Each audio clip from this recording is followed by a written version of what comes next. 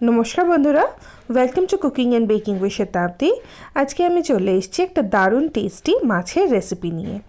पालंग शाक दिए टैंगरा माछेर झोल दुर्दान्त खेते और एरकम टैंगरा माछेर झोल थाकले आर किन्तु किछु लागबे ना। ताहले चलुन रेसिपिटी देखे नेওয়া যাক।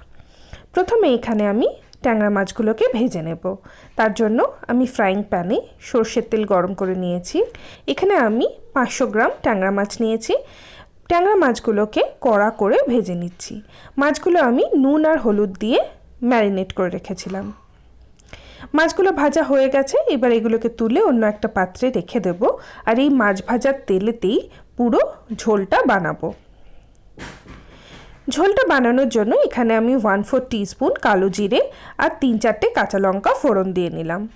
ফোড়নটা একটু ভাজা ভাজা হলে এখানে আমি 500 গ্রাম পালং শাক যেটা আমি ছোট করে কেটে রেখেছি সেটা দিয়ে দিলাম আর তাতে স্বাদ মতো নুন আর 1 চামচ হলুদ। পালং শাকটা হালকা ভাজা ভাজা করে নেব। মোটামুটি 1 মিনিট মতন ভাজার পরে দেখবেন যে পালং শাকটা জল ছেড়ে দিয়েছে আর একদম নরম হয়ে গেছে। সেই সময় আমি এখানে 1 থেকে 1.5 গ্লাস জল অ্যাড করলাম। আপনারা যে যেরকম ঝোল খাবেন সেই হিসেবে জলটা অ্যাড করতে পারেন। ঝোলটা যে ফুটে উঠবে সেই সময় গ্যাসটাকে লো করে ঢাকা দিয়ে 2 মিনিট ফুটতে দেব।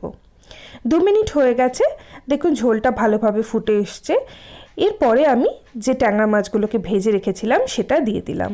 1 থেকে 2 মিনিট মতন ফুটতে দিলেই হয়ে যাবে। সবার শেষে আমি আরও 2টো কাঁচা লঙ্কা ভেঙে দিয়ে দেব। ট্যাংরা মাছটা দিয়ে ঝোলটা 2 মিনিট ভালো করে ফুটে গেছে। নামানোর আগে 1/2 চামচ সর্ষের তেল ছড়িয়ে দিলাম আর তাহলেই আমাদের দারুণ টেস্টি পালং শাক দিয়ে ট্যাংরা মাছের ঝোল রেডি হয়ে গেল। এরকম ট্যাংরা মাছের ঝোল গরম ভাতের সঙ্গে কিন্তু দারুণ লাগে। আপনারা যদি এরকম ঝোল ট্রাই না করে থাকেন একবার ট্রাই করুন, নিশ্চয়ই ভালো লাগবে।